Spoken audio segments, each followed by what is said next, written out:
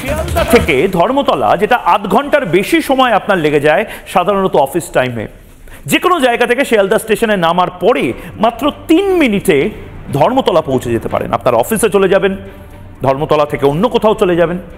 আবার অন্যদিকে এত গুরুত্বপূর্ণ দুটো স্টেশন ভাবুন, হাওড়া এবং শিয়ালদা স্টেশন, এই দুটো স্টেশনকে আমরা কোনোদিন কানেক্ট করার কথা ভাবতেই পারেন। হাওড়া এবং শিয়ালদা স্টেশন মাত্র 13 মিনিটে এবার কানেক্ট হবে, অর্থাৎ মাত্র 13 মিনিটে যে কেউ নিজের সুটকেসটা নিয়ে শিয়ালদা স্টেশনে নেমে হাওড়া স্টেশনে পৌঁছে যেতে পারবে এবং হাওড়া স্টেশন অর্থাৎ মেট্রো স্টেশন থেকে রেল স্টেশন হয়ে সে বিভিন্ন জায়গায় চলে যেতে পারবে। অর্থাৎ শিয়ালদা থেকে দার্জিলিংয়ে যাওয়ার ট্রেন ধরতে গেলে হাওড়ার মানুষ এখন স্ট্রেট মেট্রো করে হাওড়া স্টেশন থেকে শিয়ালদা স্টেশনে চলে আসতে পারবেন।